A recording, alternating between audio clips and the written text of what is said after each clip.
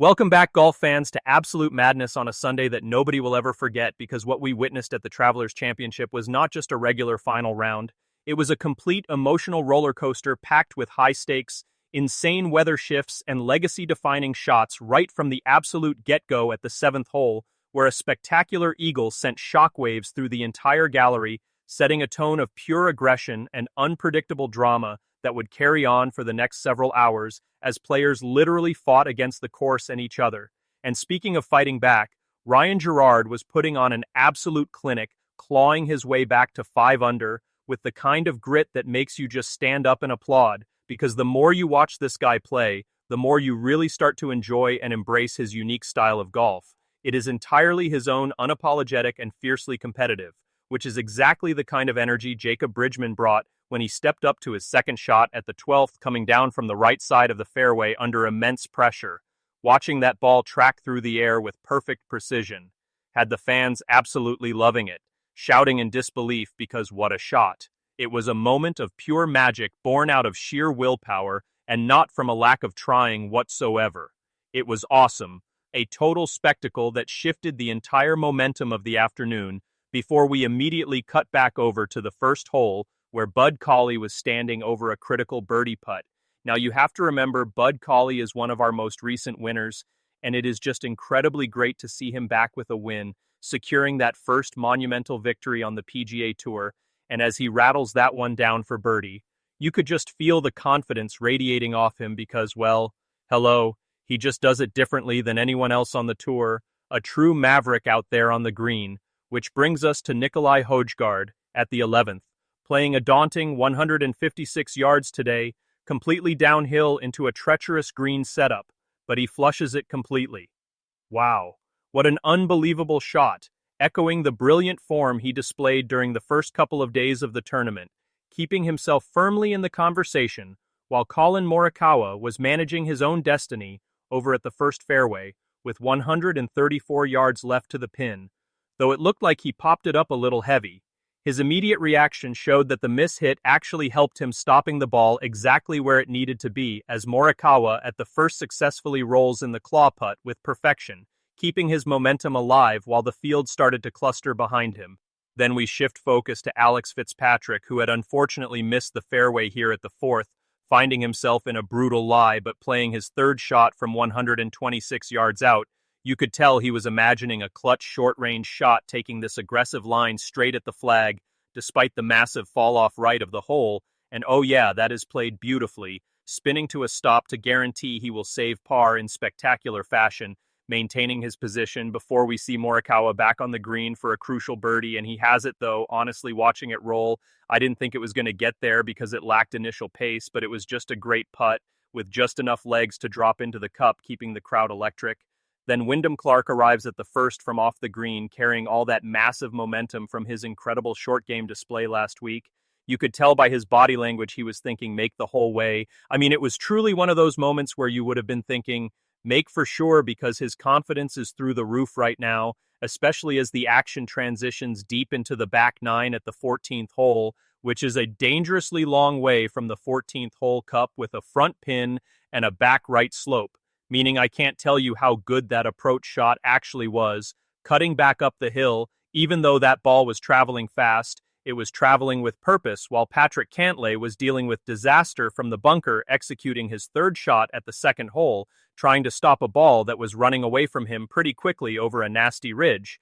But he somehow was able to get enough spin on it, showing why he is a top-tier player because he played that so well, having to land that ball not far out of the bunker and letting it trickle until the very end. Well, obviously this was not the dream start he was looking for today. So now with all of these massive roars echoing across the property and all the birdies being made by his competitors, you have to ask yourself the ultimate question. Do you have enough patience to just stay in your game and realize there is still a lot of birdie opportunities upcoming on the back nine as Fitzpatrick faces another test off the green at the fourth, racing away from him left to right, but he has judged it beautifully, checking perfectly on the fringe. Tell you what, that left-hand low-putting style is so effective. I might have to go home and try that myself because there is no doubt it works under pressure. Just look at Keegan Bradley, the defending champion, coming home to a massive ovation, possessing so many incredible memories of this specific hole location, playing it beautifully from only 122 yards out,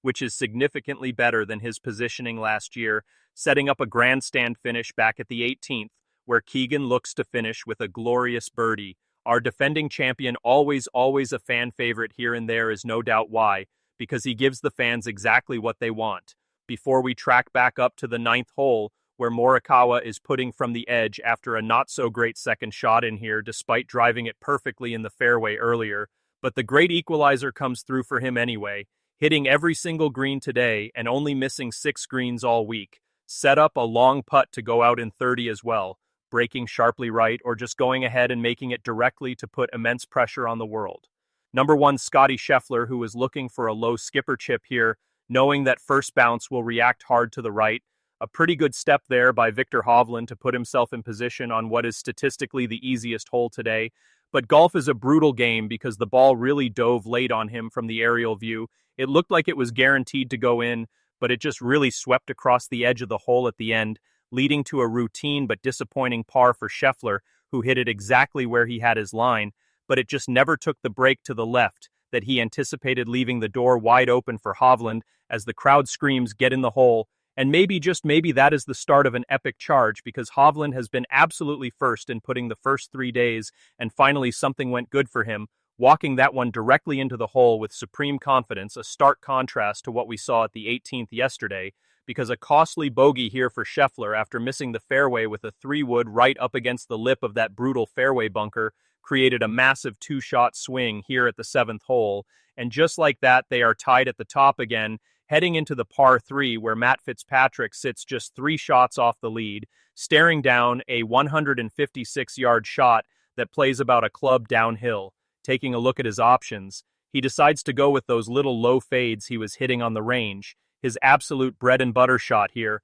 flying it right over the dangerous bunker to set up a birdie look, because back and forth they go in this relentless heavyweight fight, which doesn't surprise me at all considering how badly someone misread that first putt a moment ago, changing the entire complexion of the leaderboard. So a 2-shot swing goes Hovland's way at the previous hole, and now Scheffler swings one right back, because you gotta trust your yardage here, knowing you can fly it all the way to this flagstick, nearly dropping it in, almost causing a total eruption from the crowd, because all these guys know they have a realistic chance based on what those leaders are doing, a few holes back, telling themselves to keep it rolling and post a number early. Matt Fitzpatrick working on a phenomenal round that looks like it is going to be even better than expected in what has become an absolute roller coaster today, and that is a fact. An incredible display by Viktor Hovland, who fought through 3 bogeys and 2 birdies, with the pin location tucked right on the front, meaning you just got to make sure you fly it at least high enough to clear the hazard, which is exactly what Sam Burns did earlier with a spectacular hole-out eagle from the fairway.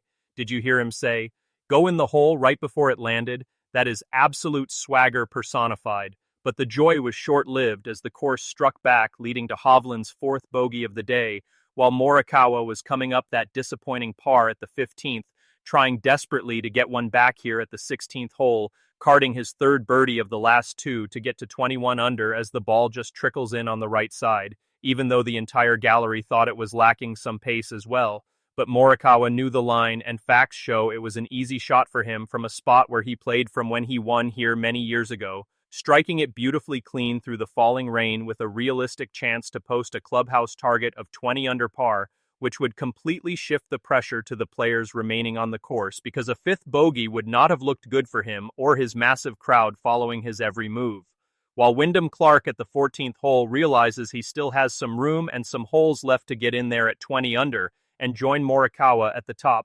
Yes, Wyndham Clark, with a massive chance to get to 19 under, putting it right in the middle for Morikawa to take shelter from the pouring rain and wait indeed at 20 under par, while the crowd gets the USA chants going on the 18th green. They are completely ready for a dramatic finish, but Viktor Hovland is still right there, just 2 shots off the lead, hitting his 3rd at the 13th hole, where most players have been leaving this shot a little bit short today. Let's see how Hovland handles the pressure. Oh, he gave it a great run, getting it past the hole, a beautiful shot with all that heavy rain pouring down, proving he is certainly not done yet, playing with authority, like that par save on the last hole, executing 2 incredibly good strokes right there. looking directly at that spot where the ball has got to go, in rolling 3 birdies in a row, plus 1 on the last 2 holes, as Hovland gives it a massive rip at the 14th hole, even though this rain is still pounding hard down on the players, resulting in a quick tee pickup, because he liked it the moment it left the club face. I mean, it is raining the hardest it has all day out here.